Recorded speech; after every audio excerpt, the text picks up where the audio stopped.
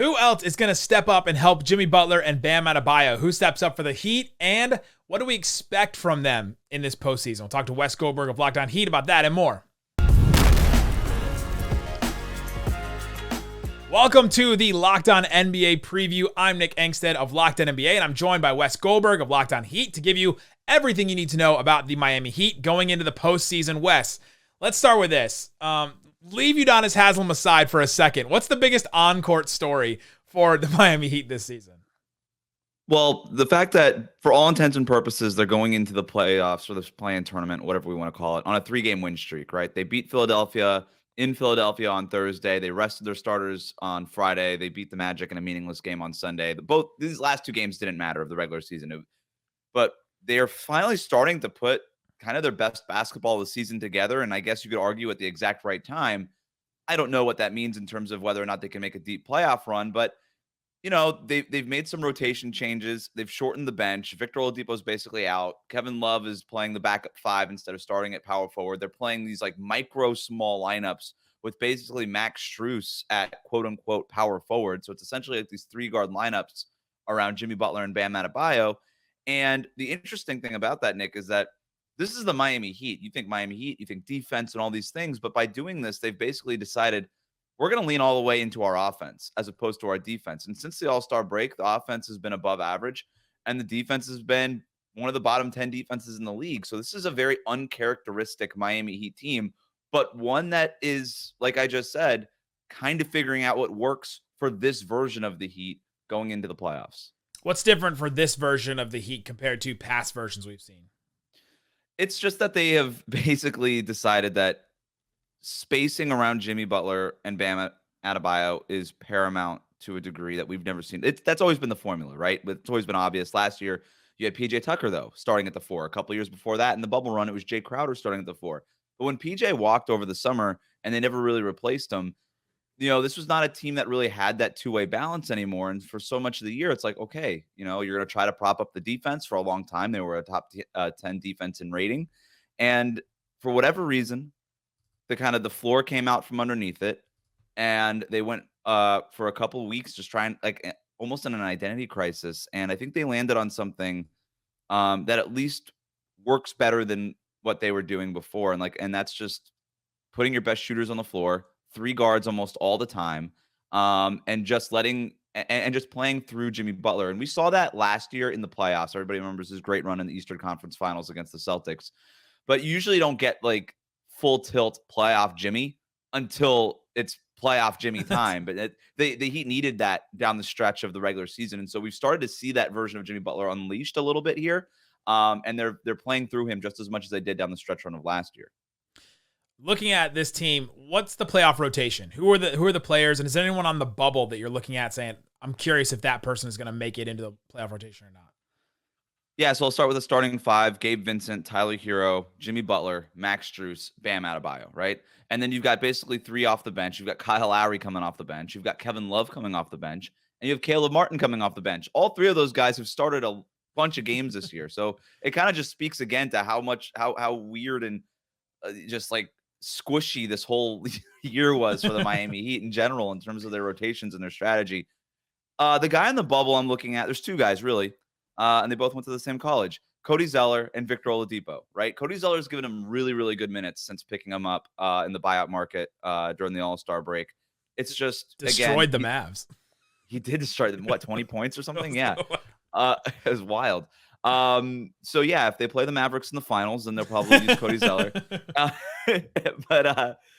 Yeah, he's given him like really solid minutes, but he doesn't space the floor. And that kind of goes back to the trade-off that we're talking about, right? And then Victor Oladipo, again, does not space the floor. He's shooting 30% from 3-point range. He's a complete wild card on offense, but defensively, he is so disruptive. He just grabs the ball from people. He just sticks to you like glue. And so those would be the guys on the bubble that they could be used in like certain matchups. Like if you really need the lean defense, you could put Victor Oladipo out there to stop somebody. If you need a big body out there, maybe you go Cody Zeller over Kevin Love as your backup 5. Or maybe if you get into foul trouble, even Cody Zeller gets some minutes if like Bam or Kevin gets into foul trouble. So those would be the guys on the bubble. And then outside of that, you've also got Duncan Robinson.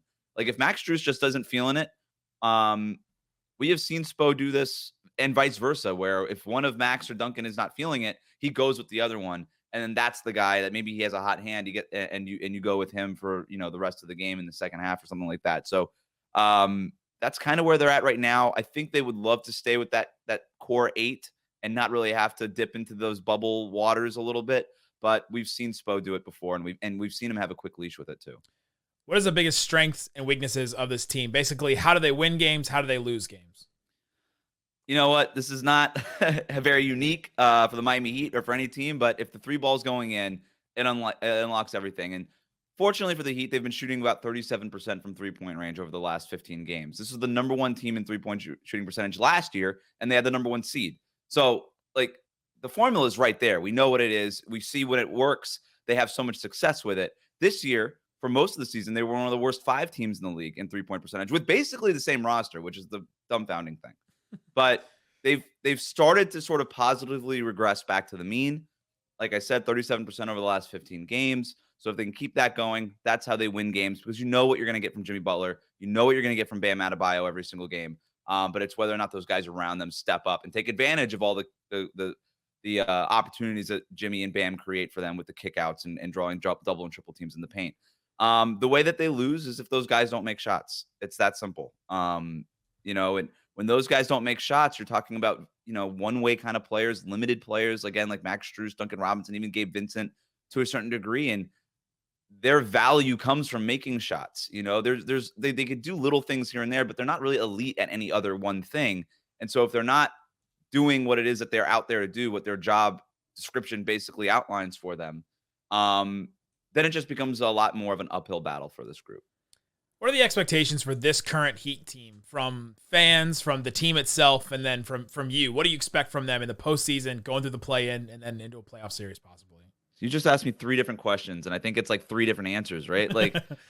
The Heat expect to make a run. They expect to beat the Hawks on Tuesday night. They expect to get into the playoffs as the number 7 seed, and they expect to challenge the Boston Celtics in the first round. I really do believe that this team expects that. You talk to players and coaches, they're still confident. It's not the same level of confidence last year. I think the expectation last year was win the finals. I really thought they believed they had a chance. I haven't really heard that compelling of a sales pitch from this team in terms of, yeah, we can win the whole thing this year. To me, it's been a little bit of a downshift to we could take anybody on any given night. And that's like a little bit of a different messaging, right? So I think that they expect to challenge the Celtics in a meaningful way and see sort of what happens after that. The fans, I think the fans are just sort of over it. This has been a very trying Heat season. Let's keep in mind that outside of Kevin Love and Cody Zeller, this is a team that basically remained unchanged for 8 months. And in the NBA, that's a lifetime to go 8 months with basically the same roster outside of drafting Nikola Jovic in the end of the first round and losing PJ Tucker out. That was it, And so I think fans are just sort of tired with this team. I actually was having a conversation with a fan the other night, and he was like, I just kind of I want them to lose in the play-in tournament. People are just sort of over this season. I'm like, you know what? I can't even blame you for that. It's been a very frustrating year. I think people outside of Miami are surprised to hear that.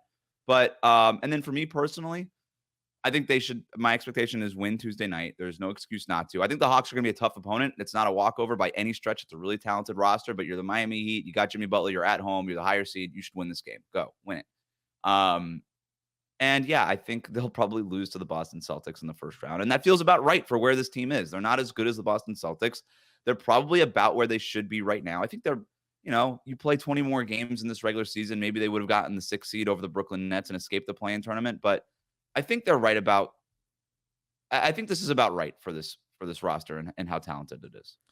I was going to bring up the FanDuel line to win the East, but after that, I don't think I can bring up that spread at all. What is it? It's plus 6,000 to win the East. That sounds about right. It was at plus 5,000 like 2 weeks ago, so I'm not sure. It was earlier today, plus 5,000, because I went and before we recorded, I hit it, and I literally changed it in the middle because I went and checked it just to make sure I was updated with it. So yeah, they dropped. So Udonis Haslam plays his last regular season game, and then they're even worse. They have a worse chance to win the East apparently. Yeah. They're a -5 favorite on the spread against the Hawks. What do they have to do to win that game, and what would have to happen for them to lose the game? I guess. To lose the game is an easy one. If it feels like if Trae Young or DeJounte Murray or like Bogdan Bogdanovic or John, if somebody just gets hot, that's what's crazy about these playing games is the variance is so much in play. It's very much as sort of like March Madness. So if one of those guys gets hot on Miami's home court and the Heat can't match, then you lose that game. And that's just how the NBA works. That's not rocket science. In terms of how they have to win the game, it's the same formula as what they did last year in the first round when they basically, walked over them, and trap Trae Young every time he comes off of a ball screen, make it hard for him to get closer to the rim and make plays for others. Play basically his weaknesses where what Trae Young wants to do. Ultimately, he wants to take over the game. And if you make it so that that's really hard and he starts taking even worse shots than he usually does, then you're in a little bit of an advantageous position. And then protect the paint, right? Like Clint Capella, Nyaka Kongwu, like John Collins, like those guys can have advantages over. They're more athletic. They're bigger than Miami Heat's front line too. So you got to box out. You got to take care of the little things sort of in the paint. But really, it just starts with limiting Trae Young, and they've had a really good track record with that in the past. They're 3-1 over the Hawks this year. They had the first round series last year, so they know the formula. They're in the same division. They get it. They've seen these guys enough. Go listen to Locked On Heat 5 days a week with Wes Goldberg and David Ramil. Great stuff from those guys. And until they lose in the play-in, like Miami Heat fans apparently want. So go check out Locked On Heat. And thanks for hanging out with us on the Locked On NBA playoff preview.